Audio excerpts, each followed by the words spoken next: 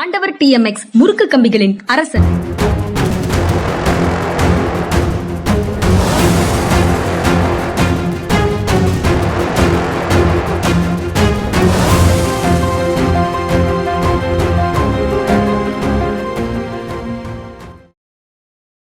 வணக்கம். இது மனிதா மனிதா சார். வணக்கம் சார். வணக்கம்ங்க. வணக்கம் சார். வந்து விட்டது 2026 2026ன்னு ரொம்ப தூரத்துல இருக்கிற மாதிரி கடந்த சில மாதங்களாக பேசிட்டு இருந்தோம். கடைசியில் அந்த 2026 வந்துடுச்சு.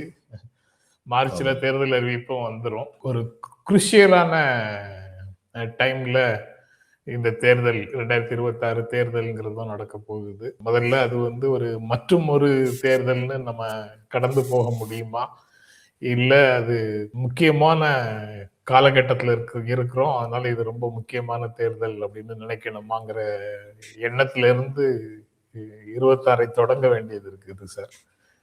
நீங்க எப்படி பாக்குறீங்க சார்? புத்தாண்டு வாழ்த்துக்கள் சார். புத்தாண்டு வாழ்த்துக்கள் உங்களுக்கு. முதல்ல அதை சொல்லாம நான் என்னென்னவோ பேசிட்டு இருக்கிறேன். உங்களுக்கும் நம்முடைய பார்வையாளர்கள் அனைவருக்கும் புத்தாண்டு வாழ்த்துக்கள். அது நான் அடிக்கடி சொல்லுவேன், பாரதியார் எட்டயபுரத்தில் பிறந்த தமிழ்நாட்டுக்கு சொந்தமானது. அது மாதிரி உங்களுக்கு எட்டயபுரத்து வாழ்த்துக்கள், தமிழ்நாட்டு வாசகர்கள் அனைவருக்கும் புத்தாண்டு வாழ்த்துக்கள். அதையும் மீறி இந்தியாவில் உள்ள அனைவரும் ஜனநாயக உரிமையுடன் வாழ வேண்டும் என்று வாழ்த்துவோம். அதன் மூலம் இந்திய குடிமக்களாக ஆகும். உலகத்தில் உக்ரைன் போர் நிறுத்த வேண்டும் என்று விரும்புவோம். உலக குடிமக்களாக ஆகிவிடும். இந்த தேர்தல் வந்து முக்கியம் நான் நினைக்கிறேங்க. ஏன்னா இன்னைக்கு சில ஐலண்ட்ஸ் இருக்கு. பிஜேபி அவங்களுடைய வளர்ச்சிக்கு மீறிய ஒரு தோற்றத்தை கொடுத்துக்கிட்டு இருக்காங்க. பல மாநிலங்கள் அவங்க கூட்டணி ஆட்சி தான் அமைச்சிருக்காங்க. தனிப்பட்ட முறையில் ஆட்சி அமைக்கும் அளவிற்கு அவர்கள் பலம் பெறவில்லை. அதுக்கப்புறம் எங்க அப்படி பலம் பெற்றிருக்கிறார்களோ அதுல அட்லீஸ்ட் 2 மாநிலங்கள் ஊசலாடும் பலம் தான் பெற்றிருக்கிறார்கள். மத்திய பிரதேசம், ராஜஸ்தான். அப்படி ஒன்றும் ரொம்ப பெரிய பலத்தை அவர்கள் பெறவில்லை. மகாராஷ்டிரா மாதிரி ஒரு பெரிய மாநிலத்துல கூட்டணி ஆட்சி இல்லாம அவங்களால ஆட்சி அமைக்க முடியாது அப்படிங்கிற நிலைமை தான் இன்னைக்கு வரைக்கும் இருக்கு. ஆனா எல்லாத்தையும் மீறி அவங்களுடைய ஆட்சி அப்படிங்கிற ஒரு இமேஜை கொடுத்துருக்காங்க. கூட்டணி கட்சிகளை டோட்டல் கண்ட்ரோல்ல வச்சிருக்காங்க. அது உண்மை. அப்போ இன்னைக்கு அவங்களுக்கு பெரிய தலைவலியா இருக்குதுன்னு சொல்லி பார்த்தா தமிழ்நாடும் கேரளாவும் மேற்கு வங்கம் தான் பெரிய தலைவலியா இருக்கு. மற்றபடி ஆந்திராலாம் வரும் போகும். அப்படிப்பட்ட நிலைமை தான் அவங்களுக்கு. அது ரொம்ப பெரிய சிக்கல் அவங்களுக்கு கிடையாது. இப்ப இந்த 3 மாநிலங்களும் அந்த மாநிலங்களுடைய நலன் மட்டும் அடங்கவில்லை, இந்தியாவின் நலனும் அடங்கி இருக்கிறது. இவங்க தொடர்ந்து எதிர்ப்பதன் மூலம், அந்த எதிர்ப்பை தங்கள் வெற்றியின் மூலம் உறுதி செய்வதன் மூலம்தான் அந்த வெற்றியை மற்ற பகுதிகளுக்கும் பரப்ப முடியும். மற்ற பகுதி மக்களுக்கும் ஒரு நம்பிக்கையை கொடுக்க முடியும். விடாமுயற்சி இருந்தால் எந்த சர்வாதிகாரத்தையும் எதிர்த்து வெல்ல முடியும் அப்படிங்கிற நம்பிக்கையை கொடுக்க முடியும். அந்த அளவுல இந்த தேர்தல்கள் மிக முக்கியமானது. மாநிலங்களுக்கு மட்டுமல்ல, இந்தியா முழுமைக்குமே முக்கியமானது. இது மாநிலத்துல மட்டும் நடக்கிற தேர்தல் தானே. இதுல திமுகவா அண்ணா திமுகவான்னு தான் பார்க்கணும், அல்லது ஸ்டாலின் வேணுமா வேண்டாமான்னு தான் பார்க்கணும் அப்படின்னு இதை ரொம்ப ஒரு குறுகிய வட்டத்துக்குள்ள நிறுத்துவதற்கு பலர் முயற்சி செய்யறாங்க. அந்த பிரச்சாரத்தை முன்னெடுக்கிறாங்க. ஆனா நீங்க அதை ஆல் இந்தியா இம்பார்ட்டன்ஸ் கொண்டது அப்படின்னு சொல்றீங்க. நிச்சயமா அவங்க அந்த மாதிரி சொல்றதுக்கு அவங்களுடைய சுயநலம் பறிபோய் விடக்கூடாதுங்கிறது. பிஜேபி திரும்ப திரும்ப இந்த எலெக்ஷன் மாநில தேர்தல் தானேன்னு சொல்றாங்க. அப்ப இந்த மாநிலத்திற்கான நிதி வசதிகள், அவர்களுக்குரிய நிதி உரிமைகள் அந்த மாநிலத்தை ஆள்பவர்களுக்கு அளிக்கப்பட்டால் தான் மாநிலத்தை இன்னும் சிறப்பாக ஆள முடியும். ஆனா அப்படி அளிக்கப்படாமல் இருப்பதற்கான எல்லா வழிமுறைகளையும் பிஜேபி கையாண்டு கொண்டிருக்கிறது அப்படின்னு பார்த்திருக்கோம். அது அவங்ககிட்ட இந்திய அரசு அவங்க கண்ட்ரோல்ல இருக்கிறதுனால அது அவங்களால பண்ண முடியுதுன்னு பாக்குறோம். அப்ப இது எப்படி ஸ்டாலினுக்கும் இவருக்கும் யூபிஎஸ்க்கும் மாற்ற போட்டின்னு சொல்ல முடியும்? இது உண்மையில மாநிலத்திற்கு இந்திய அரசியலமைப்பு சட்டம் வழங்கி இருக்கின்ற உரிமைகளுக்கும் அந்த அரசியலமைப்பு சட்டத்தை மீறி அந்த உரிமைகளை மறுப்பதற்கான முயற்சிகளை நடத்தி கொண்டிருக்கும் இன்னொரு குழுவிற்குமான போட்டின்னு தான் பார்க்க முடியும். அதுதான் உண்மை. அதிகாரத்தை தங்க பக்கம் குவிக்கிறதுக்கான முயற்சிகளில் ஈடுபட்டு இருக்கிறவங்களுக்கும் மாநிலங்களுடைய அதிகாரங்களை காப்பாற்றுவதற்காக முயற்சி செய்யறவங்களுக்கும் இடையில நடக்கிற ஒரு போட்டி அப்படின்னு தான் இதை பார்க்க முடியும்னு சொல்றீங்க. இதுல 2026 எங்களுக்கான தேர்தல் இல்ல அப்படின்னு பிஜேபியில இருந்து அடிக்கடி சொல்றாங்க. 2029 தான் எங்களுக்கானது, இப்ப 2026 எங்களுக்கானது இல்லை அப்படின்னு சொல்றாங்க. இது தோல்வியை முதல்லயே காரணத்தோட எங்களுக்கு அதுல தள்ளி விடுறாங்க. தோல்விக்கான பொறுப்பு நாங்க இல்லைன்னு தள்ளி விடுறாங்கன்னு ஒரு சாரார் அதை சொல்றாங்க.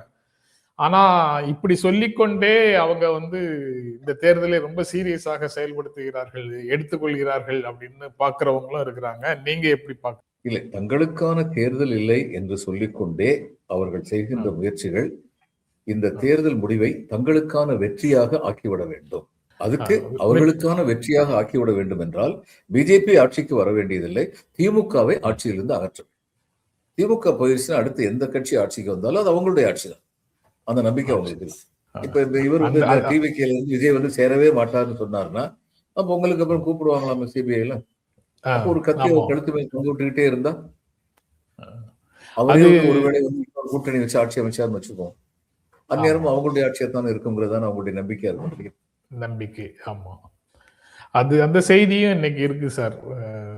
பொங்கலுக்கு பிறகு விஜய் வந்து அழைக்கப்படுவார், விசாரிக்கப்படுவார். கரூர் சம்பவம் தொடர்பாக 41 பேர் இறந்து போன, நெரிசலில் சிக்கி இறந்து போன நிகழ்வு தொடர்பாக அவரிடமும் விசாரணை நடக்கும், அப்படி ஒரு முடிவை சிபிஐ எடுத்திருப்பதாக. ஆனா பொங்கலுக்கு பிறகுதான் அந்த விசாரணை இன்னும் சொல்றாங்க. அந்த பொங்கலுக்கு பிறகுங்கிறது யதார்த்தமானதா இல்ல அதுக்கு அந்த அந்த கேப்லயும் ஏதாவது சிக்னிபிகன்ஸ் இருக்காங்கிறது தெரியல. 2 நபர்களும் 2 விவிஐபிகளும் தமிழ்நாட்டுக்கு வர்றாங்க. அதுக்குள்ள விவசாயிகளோடு பொங்கல் கொண்டாடுவதுன்னு ஒரு பிளான் வந்து, ஒரு ப்ரோக்ராம் வந்து பிரதமருக்கு இருக்குது.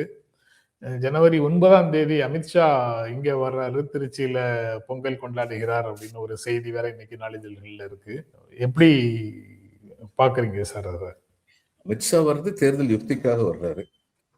வந்துட்டு ஸ்ரீரங்கம் கோயில்ல போய் தரிசனம் பண்ணிட்டு திருச்சியில நைட் கால் பண்ணிட்டு போறாருன்னு சொல்லி வந்துட்டு அவங்களுடைய கொள்கையை வந்து மறுபடியும் பிரகடனப்படுத்துறாங்க. நாங்கள் இந்துக்கள் தான், நாங்கள் இந்து கோயில்களுக்கு செல்வோம். இதுல எல்லாம் எந்த தப்பும் கிடையாது. இந்து கோயில்களுக்கு செல்வதே ஒரு விமரிசையான செய்தியாக தரக்கூடாது, அவ்வளவுதான். அது வந்து தன்னுடைய தனிப்பட்ட நம்பிக்கை, தனிப்பட்ட நம்பிக்கை அளவுலதான் இருக்கணும். ஆனா இவங்க வந்து தன்னுடைய தனிப்பட்ட நம்பிக்கையை வந்து இந்துத்துவா என்ற கொள்கையை பரப்புவதற்காக எல்லா இடத்துலையும் பரப்புவாங்க. கோயில இதுல வந்து குகையில போய் தியானம் பண்ணு சொல்லி ஒரு போட்டோ நம்முடைய பிரதம மந்திரியை பத்தி ஒருக்க வந்தது. இது மாதிரி எல்லாம் பண்ணுவாங்க. பிரதம மந்திரி வர்றாரு, அவருக்கு ரொம்ப மன தைரியத்தை ரொம்ப பாராட்டு. விவசாயிகள் வருமானத்தை இரட்டிப்பாக்குவேன் என்று சொன்னதை நான் நடத்தி முடிக்கவில்லை, விவசாயிகளுக்கு எதிரான சட்டங்களை நான் நடத்தினேன். இதையெல்லாம் பத்தி யாரு கேள்வி கேட்க போறாங்க? விவசாயிகள் கூட நான் பொங்கல் கொண்டாடுறேன்னு சொல்லிட்டு ஒருத்தர் வந்தாருன்னா அளவில்லாத மன தைரியம் தான், மன அழுத்தம் தான், அதுல சந்தேகமே இல்லை. அது இயற்கை வேளாண்மை மேல திடீரென்று ஒரு ஆர்வம், அக்கறை, அந்த மாதிரி ஒரு தோற்றத்தை ஒண்ணும் கிடையாதுங்க. அதாவது ஒவ்வொரு நேரத்துல ஏதாவது ஒண்ணு கிளப்பி விடணும். இதுதான் அடிப்படையில் இவங்களுக்கு. அதுதான் சோழருடைய செங்கோல்னு சொல்லி ஒன்ன கிளப்பி விடணும், இயற்கை விவசாயம் ஒண்ணு கிளப்பி விடணும். 15 நாளைக்கு அதை பத்தி எல்லாரும் பேசுவாங்க, மத்த எல்லா பிரச்சனையும் பேசுறதுக்கு மறந்துடுவாங்க. இதைத்தான் அவங்க திரும்ப திரும்ப பண்ணிக்கிட்டு இருக்காங்க. ஏன் இதுல வந்து கிறிஸ்தவ மத கொண்டாட்டங்கள்ல வந்து இடைஞ்சல் பண்ணாங்க, அதை பத்தி பிரதமர் வந்து வாய் திறந்தாரா இத்தனை நாள்? நேத்து வாய் திறந்தான்னு சொல்றாங்க. அப்படிலாம் இருக்கக்கூடாது. அதை அடிக்கிற மட்டும் அடிச்சுக்கோ, அடிச்சு ஓஞ்சதுக்கு அப்புறம் நான் வந்து நாம்கா வாசா ஒண்ணு சொல்லிக்கிறேன் அப்படிங்கிற மாதிரி தான் அவர் இதுவரைக்கும் அப்படிதான் நடந்திருக்கு. மைனாரிட்டிஸ் மேல அட்டாக் நடந்தா இந்த நாட்டின் பிரதம மந்திரின்னு முதல் ஆளாக எதிர்ப்பு குரல் கொடுத்தாரா, கண்டன குரல் கொடுத்தாரா? இது வரைக்கும் கொடுக்கல இந்த 14 வருஷத்துல. That's what he is. இப்ப முதல் சம்பவம் அல்லது அந்த மாதிரி ஒரு இந்த இயற்கை விவசாயத்தை பாக்கி இவங்க என்னங்க பண்ணிருக்காங்க? இயற்கை விவசாயத்தை என்கரேஜ் பண்றதுக்கு ஒரு புள்ளி வரும் சொல்லுங்க பாப்போம்.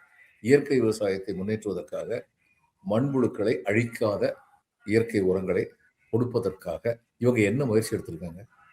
இப்ப பல பேருக்கு தெரியாத ஒரு விஷயம், விவசாயி பழனிசாமியினுடைய ஆதரவு பெற்றிருக்கிறாங்க சார். விவசாயி அதிமுக பொதுச் செயலாளர் எடப்பாடி பழனிசாமியினுடைய ஆதரவை பெற்றிருக்கிறார்கள். அதுதான் விவசாயிகளுக்கு செய்த. நான் அடிக்கடி சொல்லுவேன், தமிழ்நாட்டை தமிழர் தான் ஆள வேண்டும் சொல்லி ஒரு கோஷ்டி, ஒரு வலுத்த குரல் ஒண்ணு எழுந்துகிட்டே இருக்கு. ஆனா நான் வந்து என்ன சொல்லுவேன், தமிழ்நாட்டை தமிழர் நலன் காக்கும் ஒருவர் ஆள வேண்டும். என் தமிழனா இருந்து தமிழனுக்கு துரோகம் பண்ற ஒரு ஆள் வந்து உட்கார்ந்தா தமிழர்களுக்கு என்ன பலன்? அது மாதிரி இன்னைக்கு வந்து எடப்பாடி விவசாயிகள் மகங்கிறதுனால ஒரு விவசாயிகள் நல்ல என்ன எந்த விதத்துல ப்ரொடெக்ட் பண்ணிட்டாரு? அப்ப இப்ப இப்படி ஒரு போர்வையை போர்த்திட்டா எல்லாருமே வந்துடலாமா? பச்சை தமிழன் சொல்லிட்டு 10 பேர் வருவாங்களே, நான் தான் தமிழன் என்ன போட்டு போடுங்கன்னு சொல்லி. அதனால இதெல்லாம் வந்து வீண் கூக்குரல். ஜனநாயகத்துல வந்து மக்கள் நலன் யாரால் காக்கப்படுகிறதுங்கிறது தான் முக்கியம். ஓமந்தூர் ராமசாமி ரெட்டியார் தமிழன் இல்லைன்னு சொல்லலாம். கார்பரேட் அக்ரிகல்ச்சர் திருப்பதி வந்து மெட்ராஸ் வந்து தமிழ்நாட்டுக்கு தான் அப்படின்னு போராடின ஓமந்தூர் ராமசாமி ரெட்டியார் வந்து ஒரு தமிழர் இல்லை சொல்லலாம் நீங்க. ஆனா அவர் தமிழ்நாட்டுக்காக பாடுபட்டாரு, போராடினாரு. அவரோட தமிழர் நலனை யாரு பாதுகாத்தாங்க? மெட்ராஸ் கார்பரேஷன்ல ரெசல்யூஷன் பாஸ் பண்ண வச்சாரு. மெட்ராஸ் கார்பரேஷன் ரெசல்யூஷன் பாஸ் பண்ணாங்க, இது தமிழ்நாட்டுக்கு சொந்தம் அப்படின்னு சொல்லி ஜனநாயக ரீதியாக தமிழகத்தின் உரிமையை வலுப்படுத்தினார். அதனால இப்படிப்பட்ட செயல்கள் செஞ்சவங்க வந்து எந்த இனத்தை சேர்ந்தவங்களா இருந்தா என்ன, நம்முடைய நலனை பாதுகாக்கிறவங்க தான் நமக்கு முக்கியம். நீங்க கார்ப்பரேட் அக்ரிகல்ச்சர் இருக்கு சார், பெருநிறுவனங்களுடைய கையில அக்ரிகல்ச்சரை கொடுக்கறது, விவசாயத்தை கொடுக்கறது ஒண்ணு இருக்கு. கோஆபரேட்டிவ் ஃபார்மிங் இருக்கு, கூட்டுறவு முறையில விவசாயம் செய்வதுன்னு ஒரு நடைமுறை இருக்கு. பண்ணையார் கையில அல்லது யார் கையில வேண்டுமானாலும் தனி நபர்கள் கையில இருக்கக்கூடிய, தனி நபர்கள் செய்யக்கூடிய விவசாயம் அப்படின்னு இருக்குது. இதுல எல்லாமே வந்து அக்ரிகல்ச்சருக்கு ஃபேவரபிளா அரசு செய்யற மாதிரி தானா, இல்ல அதுல வந்து வேறுபாடு இருக்காங்கிறது இருக்குல்ல சார்? மறுபடியும் ஒண்ணு சொல்றேங்க, நம்ம கேட்க வேண்டியது விவசாயத்துக்கு சாதகமானதா அப்படிங்கிற கேள்வி இல்ல, விவசாயிகளுக்கு சாதகமானதா. ஏன்னா விவசாயிகளுக்கு சாதகமா பண்ணிட்டா விவசாயத்துக்கு சாதகமா ஆட்டோமேட்டிக் ஆயிரும். ஆனா விவசாயத்துக்கு சாதகங்கிற பேர்ல நீங்க வந்து பெருந்தனக்காரர்களை ஊக்குவித்தீர்கள் என்றால் அது பெரும்பான்மையான விவசாயிகளை பாதித்து விடும். அது என்ன கொள்கை? அந்த வேறுபாட்டுல தான் அந்த விவசாயிகளுக்கு ஆதரவாக இருப்பது போல இருக்கிறவர்களுக்கும் உண்மையிலேயே விவசாயிகள் நலனில் அக்கறை செலுத்துறவங்களுக்கும் இடையில உண்டான வேறுபாடு. இந்த பொங்கல் கொண்டாட்டத்தையும் கூட முதலமைச்சர் வந்து திராவிட பொங்கலாக கொண்டாடுங்கள் அப்படின்னு சொல்லி ஒரு கடிதத்தை திராவிட முன்னேற்ற கழகத்தினருக்கு எழுதியிருக்கிறாரு, திமுகவினருக்கு அறிவுறுத்தி இருக்கிறாரு. அது 14, 15, 2 நாட்கள்லயும் தமிழ்நாடு முழுவதும் சாதி மத வேறுபாடுகள் இல்லாம கூட்டு பொங்கல், மத ஏற்றத்தாழ்வற்ற, சாதி மத ஏற்றத்தாழ்வற்ற திராவிட பொங்கல் வைத்து கொண்டாட வேண்டும். 16, 17, 2 நாட்களும் பொதுவாக தமிழர் பெருமை சொல்லக்கூடிய கலை இலக்கிய விழாக்களை நடத்த வேண்டும். பண்பாட்டு ரீதியாக அதை ஒரு கொண்டாட்டமாக, அதே சமயத்துல எஜுகேட்டிவாக பல விஷயங்களை கற்பதற்கும் அது வழிவகுக்க வேண்டும் அப்படிங்கிறத அவருடைய கடிதத்துல இருந்து புரிந்து கொள்ள முடியுது. இது எப்பவும் நடந்துட்டு இருக்கிறது தானா, இப்ப கூடுதல் முக்கியத்துவம் கொடுக்கறாங்களா எப்படி சார்? இல்ல, இன்னைக்கு சூழ்நிலையில கூடுதல் முக்கியத்துவம் கொடுக்க வேண்டிய கட்டாயம் நேர்ந்திருக்கிறது. அதை இன்னைக்கு உள்ள மதத்தை வைத்து பிளவுபடுத்தக்கூடிய, பிளவுகளை உருவாக்கக்கூடிய, பிளவுகளை ஊக்குவிக்கக்கூடிய சக்திகள் இன்னைக்கு வந்திருக்கும் போது கம்யூனிஸ்டுகள் வந்து பொது உடைமை சொல்லுவாங்க, இவங்க வந்து திராவிடம்னு சொல்லுவாங்க. ஆனா ரெண்டுக்கும் கீழே இருக்க அடிப்படை கோட்பாடு ஒண்ணுதான், இது எல்லோருக்கும் பொதுவானது அப்படிங்கிற உணர்வு வரணும். மாநிலம் எல்லோருக்கும் பொதுவானதுங்கிற உணர்வு வரணும்.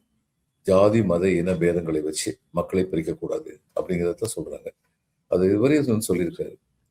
சிதம்பரம் கூட சொல்லியிருக்காரு, திராவிடங்கிற பேரை சேர்த்து ஏதாவது கலசி பண்ண பார்க்காதீங்க, அவர் சொன்னதுடைய அர்த்தத்தை புரிஞ்சுக்கோங்க அப்படின்னு சொல்லி சிதம்பரம் வந்து தெளிவுபடுத்தியிருக்காரு தன்னுடைய அறிக்கையில்.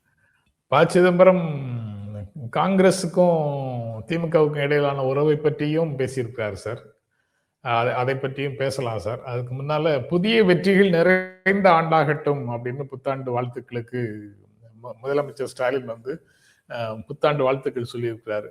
அதாவது இந்த 2025 பல்வேறு போராட்டங்களை நம்ம எதிர்கொண்டோம். தொகுதி மறுசீரமைப்பு ஆபத்தை எதிர்த்து அகில இந்திய அளவில் அணி திரட்டும் பணியை செய்திருக்கிறோம்.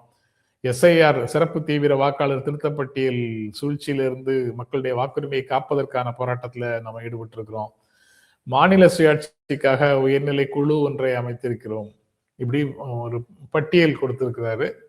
அதோட அந்த போராட்டங்களுடைய தொடர்ச்சியாக 26 தேர்தலும் ஒரு போராட்டமாக, அதுல வெற்றிகள் நிறைந்த ஆண்டாக அது இருக்கட்டும் அப்படின்னு சொல்றாரு. அந்த செய்தியும் இனி எது நடந்தாலும் தேர்தலை நோக்கிய செய்திகளாக, தேர்தலை நோக்கிய அறிவிப்புகளாக இருக்கிறதுல ஒன்றும் பிரச்சனை இல்லை அப்படின்னு பாக்குறதா சார்? ஆமா, அதுல என்ன தவறு இருக்குங்க? அடுத்த 3 மாசத்துல தேர்தல் வருது. தேர்தலை நோக்கிய அறிவிப்புகள் வெளியிடுறதுல எந்த தவறும் இல்லை.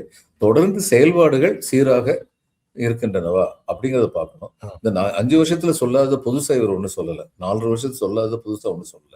இந்த 4 வருஷத்துல இவங்க என்னன்னு சொல்லியிருக்காங்களோ அதுல பெரும்பான்மை செயல்படுத்தப்பட்டிருக்கின்றன. சில இது வந்து இல்லை, இந்த குழுக்கள் அமைக்கிறது பத்தி எனக்கு பெரிய நம்பிக்கை எல்லாம் இல்லை. குழுக்கள் அமைக்கிறாங்க, அதுக்கப்புறம் அது ரிப்போர்ட் கொடுத்ததுக்கு அப்புறம் அதை கடப்புல போட்டுறாங்க. அப்ப குழுக்கள் அமைச்சதுல என்ன பிரயோஜனம் சொல்லி நமக்கு தெரியாது. அதனால அது வந்து இந்த இதுல ஆங்கிலம் சொல்லுவாங்க டவுசிங் த ஃபயர் அப்படின்னு. ஒரு பிரச்சனை வந்து ரொம்ப பெரிய அளவில் வந்ததுன்னா சரி, அதை தணிக்கிறதுக்காக சரி ஒரு குழு அமைச்சு நாங்கள் வந்து ஆலோசனை கேட்டுக்கிறோம் அப்படின்னு சொல்றது வந்து அந்த பிரச்சனையை வந்து தீவிரமாக்காமல் தடுப்பதற்கு உதவும்.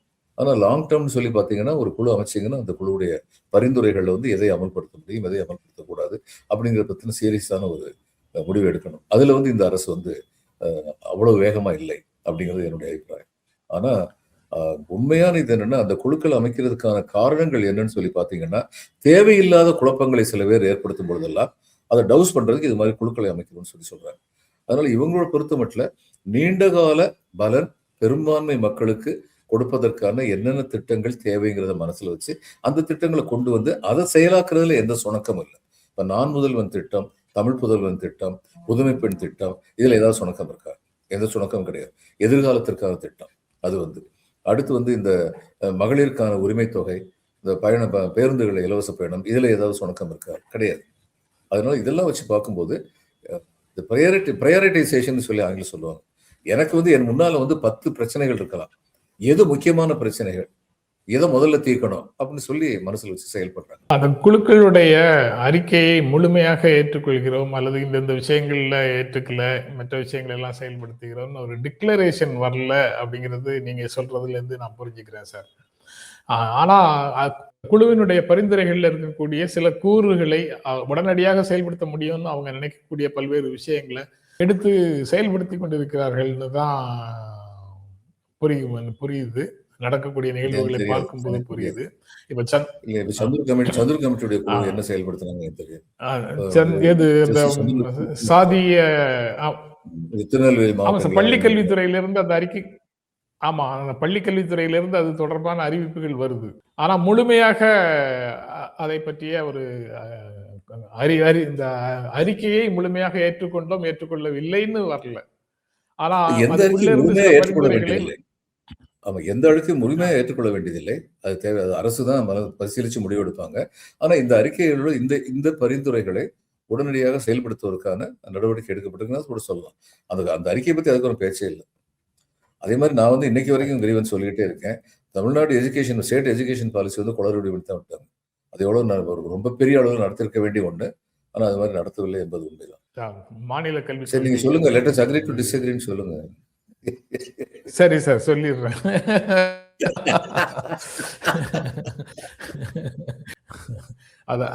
Agri to disagree, disagree to agree, ரெண்டுக்கும் இடையில உண்டான வேறுபாடு என்ன சார்? அதையும் சொல்லிட்டு போவோம். அதாவது அக்ரி டு டிஸ்அக்ரி வந்து பண்பு நலன் குறிக்கிறது. டிஸ்அக்ரி டு அக்ரிங்கிறது வந்து சண்டை மனப்பான்மையை குறிக்கிறது. ஐ டிஸ்அக்ரி அப்படின்னு முதல்ல சொல்றது. அதுக்கப்புறம் இன்னொரு செய்தி சார், அது விதைக்கப்பட்ட செய்தியா இல்ல உண்மையிலேயே கசிய விடப்படுகின்ற செய்தியா அல்லது புலனாய்வு செய்தியா அப்படிங்கிறது தெரியல. ஓபிஎஸ்ஐ கட்சிக்குள்ள சேர்த்துக் கொள்வதற்கு எடப்பாடி பழனிசாமி சம்மதம் தெரிவித்து விட்டார் அப்படின்னு ஒரு செய்தி இருக்கு. கேள்விக்குறியோட விதைக்கப்பட்ட செய்தி தான். விதைக்கப்பட்ட செய்தியா? சரி. இல்ல, அந்த ஜனவரி 1ஆம் தேதி உள்துறை அமைச்சர் சென்னை தமிழ்நாடு வருகிறார் அப்படிங்கிறதோட தொடர்பு படுத்தி பல விஷயங்கள் நடக்க இருப்பதாக ஒரு தோற்றம் வருதா? அல்லது உண்மையிலேயே அது நடக்க போறதாக இருந்தால் எடப்பாடி பழனிசாமியோ மற்றவர்களோ என்ன வேண்டுமானாலும் பேசிக்கொள்ளட்டும், இறுதியில் பாஜக என்ன முடிவு செய்கிறதோ அதுதான் நடக்கும். உள்கட்சி விவகாரங்களை நாங்க தலையிடுவது இல்லைன்னு சொல்லிக்கொண்டே அவர்கள் செய்யக்கூடிய முயற்சிகள் தான் நடக்கும் அப்படின்னு பார்க்கணுமா? இது உண்மையாக இருந்தால் இது உண்மையாக இருந்தால் இது பிஜேபியோட முயற்சினால நடக்குதுங்க, அது சந்தேகமே கிடையாது. இது உண்மையாக இருந்தால் பிஜேபி இதுக்காக தொடர்ந்து முயற்சி எடுக்கும். ஆனா இவர் வந்து ஓபிஎஸ் இப்ப அங்க போய் சேர்ந்தாருன்னா அவருடைய இது சூசைடுக்கு மற்றும் ஒரு சான்று, அது அவ்வளவுதான். அங்க போய் சேர்ந்தது மூலம் அவரை வந்து அவங்க ஸ்ட்ராங் ஆக்க போறது இல்லை பிஜேபி. ஓபிஎஸ் சார்புள்ள ஓட்டுகள் வந்து அதிமுகவுக்கு கிடைக்கணும், அதிமுக பிஜேபி கூட்டணி கிடைக்கணும், அதுதான் அவங்களுக்கு, வேற ஒண்ணும் கிடையாது. இப்ப ஓபிஎஸ் உடைய ஜாதி அமைப்பை சேர்ந்த சில பேரே வந்து ஏடிஎம்கேல மினிஸ்டர்ஸா இருக்காங்க. இப்ப ஃபார்மர் மினிஸ்டர் இருந்தவங்க இப்ப அவங்களுக்கு அவங்களுடைய சாதகமான ஆதரவாளர்கள் வந்து வேட்பாளர்களை நியமிக்கலாம். நாளைக்கு சொல்லிடலாம், ஏன்னா ஓபிஎஸ் வந்தாரு, அவங்க ஜாதி சேர்ந்தவங்க தானே போட்டோன்னு கூட சொல்லலாம். இதுல ஓபிஎஸ்க்கு ரொம்ப பெரிய பலன் கிடைக்கும் நான் நினைக்கல. அவர் எனிக வேணும், நான் I don't consider him to be astute politician. OPS எந்த நேரத்துல வந்து போரிடணும் கட்சிக்குள்ள, எந்த நேரத்துல தன்னுடைய ஆதரவை வந்து பலப்படுத்தணும் அப்படிங்கிறதெல்லாம் அவர் வந்து இது செய்யலை அப்படின்னு செயலாக்கல. மிகவும் வலிமையான லாபி அவருக்கு பின்னால இருக்கு அப்படின்னு ஒரு பக்கம் செய்திகள் இருக்கு. ஆனா இவர் எப்படி பேஸ்மெண்ட் வீக் அப்படிங்கிற மாதிரி எப்படி இருக்க முடியும்? அவருக்கு அவ்வளவு பெரிய லாபி இருந்தது, அவரே தானே காலி பண்ணாரு. புகழேந்திய கட்சியை விட்டு நீக்கிறதுக்கு என்ன கையெழுத்து போட்டாரோ அதுக்கப்புறம் அவர் லாபி அவரே தானே காலி பண்ணாரு. காலி பண்ணிட்டாரு. அவர் ஒரு திறமையான அரசியல்வாதியாக நான் நினைக்கல. அந்த விதத்துல EPS வந்து திறமையான அரசியல்வாதி. அதுக்கப்புறம் சார் இந்த இது இதனுடைய தன்மை என்னன்னு தெரியல. அபராதம் செலுத்தினால் போதும், சிறிய குற்றங்களுக்கு சிறை கிடையாதுன்னு சில சட்டங்களை குறிப்பிடுறாங்க. அதுல இதற்கு முன்னால இது போன்ற செய்திகளை பார்க்கும்போது imprisonment or fine or both அப்படின்னு சொல்லி அந்த ஐபிசியில சட்டங்களை படிக்கும்போது அது நபருக்கு தகுந்த மாதிரி வசதி இல்லாதவர்களுக்கு சிறை, வசதி உள்ளவர்களுக்கு அபராதம். ஆக 5000 ரூபாய் அபராதம் ஒரு குற்றத்துக்கு இருந்தா 5000 ரூபாய் கையில இருந்தா அந்த குற்றத்தை நீங்கள் செய்யலாம் என்பதற்கான உரிமம் வழங்கப்படுகிறதுன்னு அந்த சட்டத்தை எல்லாம் இன்டர்பிரட் பண்ணி நிறைய பேசி இருக்கிறதை பார்க்க முடியுது.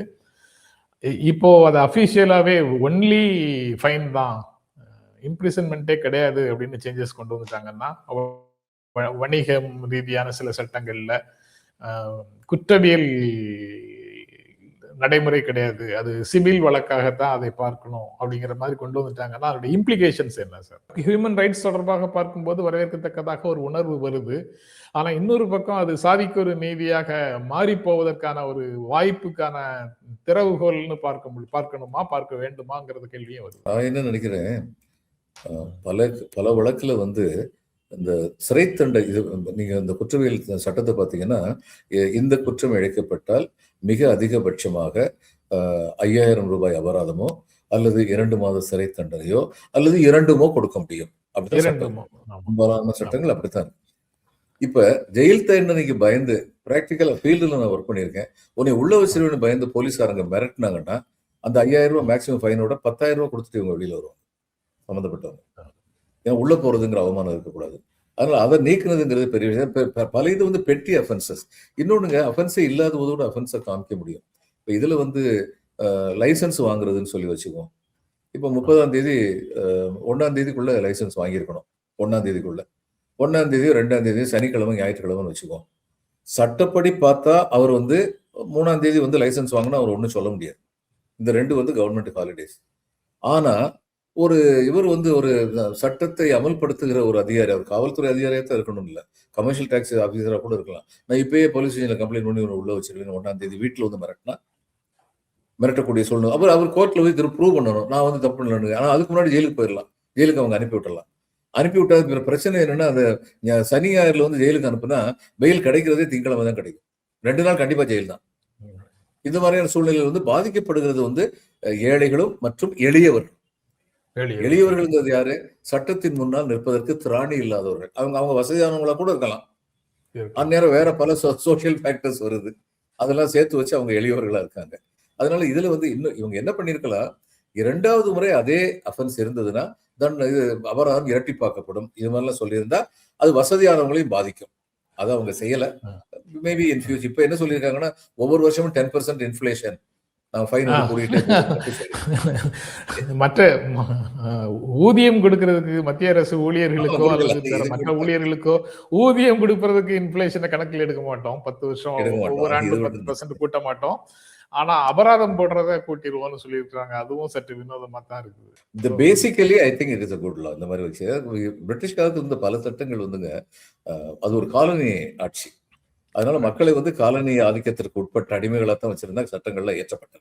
பல சட்டங்கள் அது மாதிரி தான் ஏற்றப்பட்டன. இப்போ இதுல வந்து இந்த ஃபிளைட்ல போறவங்களுக்கு வந்து ஹாஸ்பிட்டாலிட்டி கார்டு ஒன்று கொடுக்குறாங்க, இண்டிகோ கொடுக்கும், எல்லாருமே கொடுப்பாங்க. அந்த கார்டு வச்சிருந்தோம்னா எத்தனை தடவை ஃபிளைட்ல போறோமோ அந்த அளவுக்கு பாயிண்ட் சேர்ந்துகிட்டே இருக்கும். இதுக்கு முதல்ல இந்தியன் ஏர்லைன்ஸ் சிஸ்டம் வந்தபோது அது கார்டு கொடுக்கறது போட்ட கண்டிஷன் இருக்கு பாருங்க, ஓடி போயிடுவாங்க ஒவ்வொருத்தரும். மற்றவங்க டக்கு டக்குன்னு கார்டு கொடுத்துருந்தாங்க. இவங்க அப்படி இந்த காலனி ஆதிக்க மனநிலை அப்படியே இருந்தது. இதுக்கு நீங்க எதை செய்யணும் அதை செய்யணும்னு சொல்லி. அதே சமயம் ஒரு அமைச்சருக்குன்னா எப்படி கொடுப்பாங்க, கோல்டன் கார்டு இம்மீடியட்டா கொடுப்பாங்க, வீட்டுல வந்து கொடுப்பாங்க, அப்படி சிஸ்டம் இருந்தது. அதனால சட்டங்கள் தேவையானதா வேண்டும் அப்படின்னு சொல்றதை தவிர மற்றபடி ஒன்று. நாளைக்கு தொடர்ந்து பேசுவோம் சார். ரொம்ப நன்றி. வணக்கம் சார். வணக்கம்.